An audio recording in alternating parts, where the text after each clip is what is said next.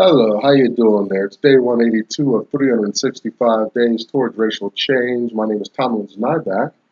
We're here discussing black issues as they present themselves in America, you know, racially, racism, discrimination. We try to find some positive aspects of being black in America, We're just trying to bring home how skin color has made such a difference, such a historical impact around the color of a person's skin. You know, the entitlement, how one is treated, expectations of an individual, um, their ease of access to certain systems in America, and why that is, how that came about. What's the future of holding on to that kind of mindset about your brother or sister in America based on the color of their skin? I do it. I do it. I'm a victim of it. It happens. I think America may be the most challenging place for it because we have such this cross section of the world's colors here. Uh, that's a small part of some of the issues that go on in America. you know, I was just reading over something. Probably we're in today's the first, so we're talking about some black first today. And I think I was reading about some black colleges severing ties with the Sudan uh, because the Sudan was having genocides over there, chopping people up with their machetes and whatnot, which is amazing because they're all black. They have their um, discriminations and racisms and biases come along tribal lines, maybe language lines and things like that. 500,000 people slaughtered. You know, so America is the color of our skin. Other places, it's not the color of the skin. I don't know. I kind of would understand if my language was different, religion. Those things kind of make sense to me. They're not right by any means, but I get it. I don't get the color barrier. You know, why it still lingers, why the argument continues. I just saw a white supremacist. He's arguing these same things that I'm arguing here, that Dr. Anderson argues. He's a white supremacist arguing the same points about the color of a person's skin and opportunities, and he's complaining about not having opportunities. He's complaining about being discriminated against. America is a wacky place.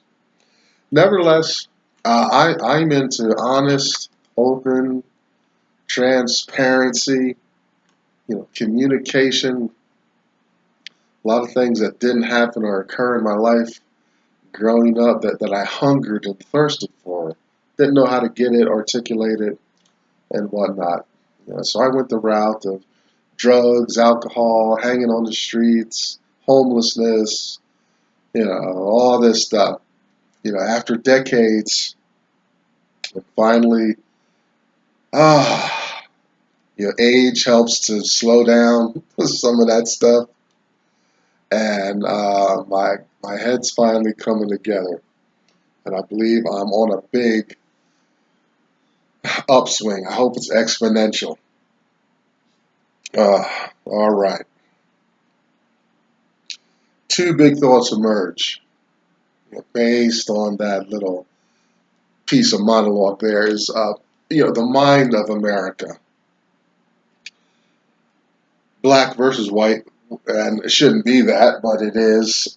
But it's a different mindset, color wise. I was just going through a vetting process at my job to possibly be hired for another position. It's the second time interviewing for this position. Excuse me. And, you know, it took me a few months of digesting some of Dr. Anderson's material, but now I'm seeing there's some issues, and this is something I've been exposed to before. We're going to talk about education today a little bit. Is that blacks, our world is different. We articulate differently. Our success is articulated differently. We come through the ranks in a different way because we're navigating a white system. Whites, on the other hand, do things differently. Now, to illustrate, a lot of the questions in this interview, this corporate entity that I'm approaching and accessing is well,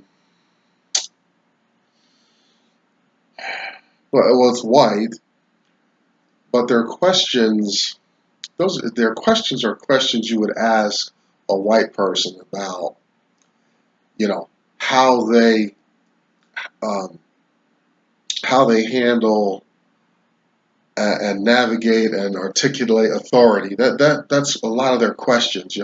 How do you problem solve with a difficult individual? You know, and see, black people do things different than white folks. You know, us black folks might be more confrontational, or will just leave the situation alone for the most part.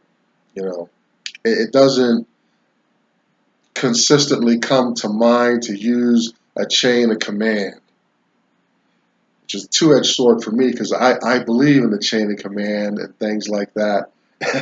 Yet I've been in systems that say, yeah, we love the chain of command, but I've accessed and tried to forward that position, and then I get stepped on. So that's another thing for black folks, when we just don't have that kind of voice in the system. It doesn't readily receive of that black voice, of that black wisdom of what's going on. I can't tell you how many times I've told some situation involving white folks, look out for this, there's trouble, and they just blow me off. And it's come out worse because they didn't listen to me. I told them the right thing, and this is before I understood the white institution. It didn't come from a white mouth. Therefore, forget the uppity niggas attitude. But conversely, white folks, they have a sense of chain of command. Answers to difficult employees and things like that. All those managerial questions and success and power are accessed earlier, more consistently by white folks. Right? It's a white system created by whites, administered by whites, for whites. So they naturally move within the system. You know, so the mind here in America, black versus white, very important thing. So it's something that I think it oozes out in our discussions over this year. Is the black mind still captured, enslaved mentally, and are black folks passing that mindset from generation to generation? Are they empowering one another to be well and do well, to excel in this white system? Are they being obstructionists? to their own people, when they see their own kind moving up, elevating, are they pulling them down? We talk about that crab mentality. The crab that they see the movement, their friend is going out, they reach out and they pull their friend back in there. You know, that's been a dynamic that's been used to illustrate black folks all the time. A great rapper. I don't listen to his music. I don't listen to rap music, but let's take Nipsey Hussle as an example. Doing great things in the community. You know, he's he has probably you know extricated himself from gang ties, the gang life. You know, he's trying to uplift the community, and he's shot dead. You know, you think about a lot of black people just betrayed. You know, it's my understanding that Malcolm X was gunned down by black gunmen. You know, it was whatever organization or wherever the however it was organized. You got black people pulling the trigger. Um, Before the Civil War, upwards of 6,000. There were upwards of 6,000 black slave owners. Right? What's going on in America? That aspect of the institution of white power supremacy, black disadvantage and vulnerability, and wanting to keep that line so clear that even blacks participate in pulling blacks down. You know, the black mind, the white mind. I mean, I think you obviously know where I'm going with this. It's a white system. European whites, created it. It's for whites, administered by whites. So whites are going to get along very well in the system. It is created for them. White males, even. We don't talk about sex lines a lot here, but it's a white male system.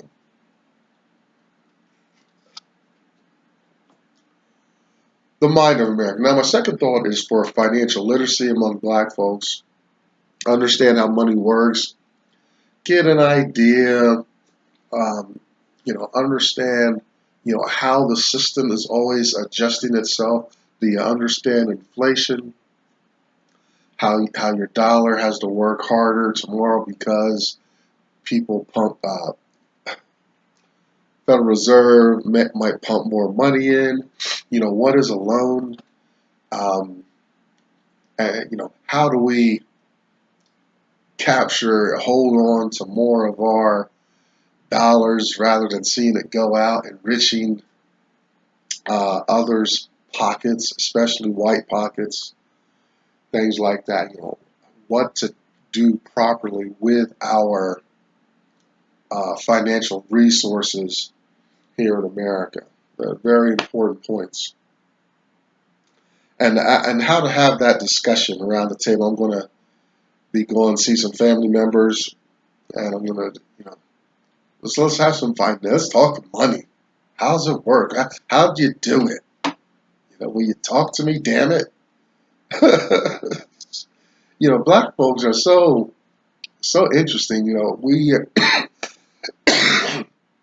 We got to be the only group of people in the world, American blacks, that just cast our youth out into the world, and the home offers nothing except loud talk and exclusion.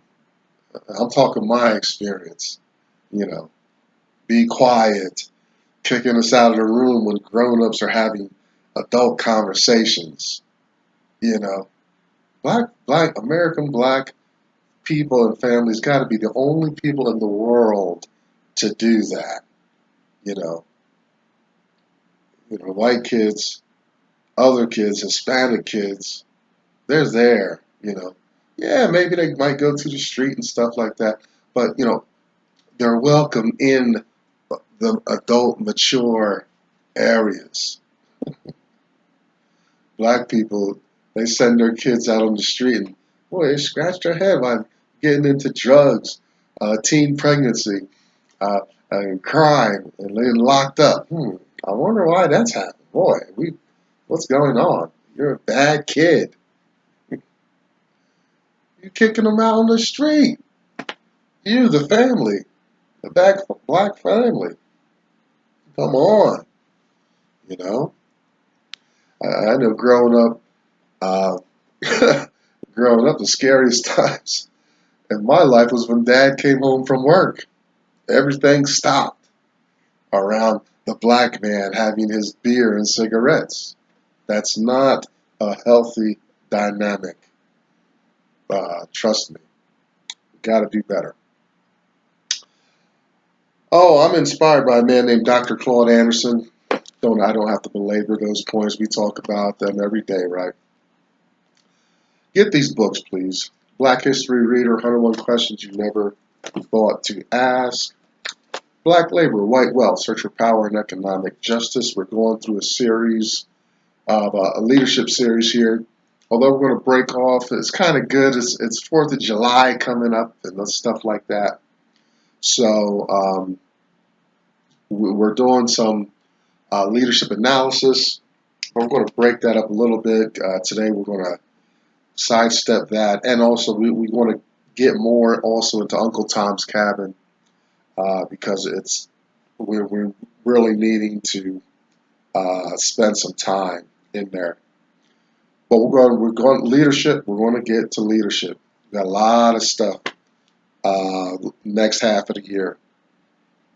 And Dr. Anderson's book Powernomics, his national plan to empower Black America. You can find Dr. Anderson at powernomics.com and the Heritage Institute. Not the Heritage Institute. I'm sorry, I'm deleting that out. You find Dr. Anderson at powernomics.com. Behind me, you see the hashtag #US2 symbol. As Black women conversing, supporting one another there. There are some differences, Black men and women. Check out Black Enough, BLAGGENUF, kind of a Black Facebook experience. This is World Wide Web. If you can't find your flavor, your voice, do what I did, start your own. And also, I mentioned Uncle Tom's Cabin. You're going to get some taste of a chapter. We're going to continue to look at some of Ophelia's experiences as she's getting exposed to Southern racism. Remember that she's from the North. She's an abolitionist. But the North doesn't mean that the North is all inclusive and without its level of discrimination. What what we see overtly and apparently and practiced in the South is definitely on the minds of our Northern brothers and sisters in slavery times. We're going to get to that. So, Uncle Tom's Cabin, very important. We'll get a taste of that probably tomorrow, actually. Today is the 1st, July 1st, and we're looking at some youth. These first members, we're trying hard to find a true first innovator. We want to find the first human being, Black. We're looking for that first human being, though. They might be Black, to do something. We got whites doing first stuff all over the place. But whites crowd in. They got resources, access to privilege and power. Yeah. But the Black first, they're they're hard to find because um, whites are crowding us out. I know you can be up in arms. I got a book, 4,000 black first, but they don't qualify, because all these first, you know, 99% of them are blacks that have come behind something that white folks have already done. I'm not looking for that. That doesn't impress me because blacks don't lack the ability to perform anything. We can do anything uh, just as well, if not better, than any other people on the earth.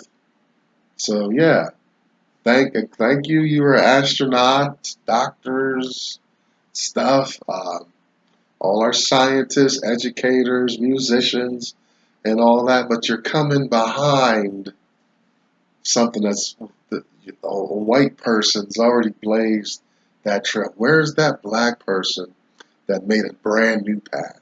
You know, so it's hard to find. If we find a couple, glad I do it only once a month because I'd be hard pressed to find something for every day of the year. I got a book of 4,000 black first, but they don't impress me because you're just copying, maybe improving something out of the white system and whatnot. That's doesn't interest me. I'm sorry, audience. Okay, you, I just want you to understand how I differentiate a real black first. But today we'll go for it because we got youth, and this is just something. Remember, I'm going to say that you'll hear this again, but blacks don't lack the ability; we lack opportunity. Here we got Brittany Exline, right? And this is a recent first, 2007, 2011. She's the youngest black female to attend Ivy League college, became an engineer. I think she's got a degree in computer science. Whatnot, did well all around in life. She's a child prodigy, very gifted, and all that. And she top notch, first rate, many languages. Read the brief notes about all the languages, all the things, uh, excellence and everything, and all she does. Skipped grades. Um, uh, you know, this is, you just go ahead and Google her and all of that, all this. Uh, her name and her accomplishments just speak for themselves. That uh, she maximized her resources at an early age, you know, and was successful. Full ride at University of Pennsylvania. Uh, so a lot of scholarships, accolades. She's a native of Colorado, and she was already breaking barriers, being awarded, being recognized for her excellence. Taught herself to read at age 2. What as a young woman of joy. What a blessing. I don't know necessarily. She's not known to me as a person um, forwarding black issues and all that, but we don't hold our black first to that standard. Um, it's not very very overtly important uh, to me. She's not in like public office or she wanted. It seems like from her resume, she just got her accomplishments and she's probably doing well. She's probably making 6 figures somewhere right now. Doing very well. Glad for her. Colorado native. Now, having all said all that, and see if we can take today's discussion and put a little bow on it and send it out is that um, this is an example. We talk about this. We've talked about this periodically through the year of blacks behaving rightly. Now, she's a native of Colorado Springs, which I'm guessing, like Colorado is, America's a white nation, but I would say Colorado is a white state. So I'm guessing she had a lot of interaction and participation in white communities. This wasn't a girl who ran the streets a lot. I'm sure the home life was very close knit. This was a unit with transparency, education. I don't know this, but this is what I gather from what they've produced. You can get this out of the hood, no doubt. I'm a fan of good times. So little Michael, would be that black child uh, doing having these same accomplishments. You know, uh, but I'm guessing she's not from the hood, being a native of Colorado Springs. Just look at some demographics, do some research, do your charts, and you'll see. Um, but the family was close. She was probably nurtured, mentored, educated. She was probably encouraged. Her family didn't put restrictions on her, and she wasn't in proximity to a black person who would be jealous and obstructive to her growth and progress. She skipped grades. This is a girl, she's probably making her own decisions. You know, this is the kind of right behavior you want to see blacks doing. She didn't. This is good. This is a good piece today because this isn't along the lines of entertainment. She wasn't good at lacrosse, soccer, basketball. Well, she's not noted for that. You know, not a big sports indulgent resume. This is a brain child. You know, that's important. I can't tell you how many times myself, um, I just didn't have that encouragement in the home. Black homes don't have that. Remember I talked about at the top of the piece, I'm getting asked all these white managerial power questions.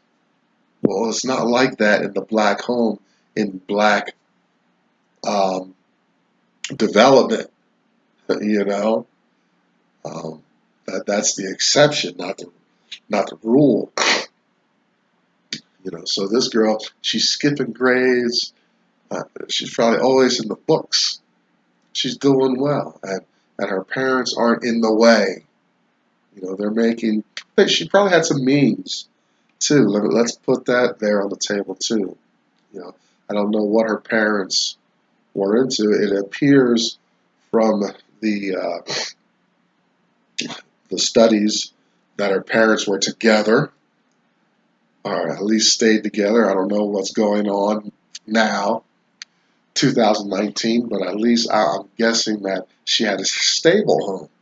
When all this divorce and drama in the home, and that comes from some economic support and whatnot. The point is that there's some stability there. You know, uh, you see how this black child wasn't navigating a whole lot of nonsense and crap. It doesn't have to be that way even in the poorest black home. It just takes some self-discipline and willingness to mature and grow, and not always be so selfish. It means some sacrifice for the youngers, not just feed and clothe and shelter and stuff. It's, you know, don't obstruct that youthful development. You know, so Brittany Exline, uh, those are great accomplishments, but let's not forget about the supporting cast, the supporting environment. What happens when she's um, enriched, enabled, um, secure, stable, right? You take a fish and put a fish in a big tank alone, and the fish is going to grow to, comparable size with the space it has in the environment. That's what Brittany did. You know, she took advantage of that space and she grew, excelled. That's what Black people need to do. That's what I want you to get in today's first. There's a great, individual, Brittany Exline, but it doesn't. She didn't come about that under all kinds of sexual abuse, drugs, crime, and all these things. I don't see that being very apparent in a life that's going to go that far, that fast, and excel in that way. I'm out of time. I'm running over. I could talk a long time about this, but get this. Just get the idea of that. The individuals need that space, that proper environment in which to pull off these great accomplishments. I'm Tomlin's Nyback. Hey, come back tomorrow. We're going to get in Uncle Tom's cabin just to give you a heads up. Hope you're doing well, and don't drink and drive during these holiday season coming up. I'll see you tomorrow. Bye-bye.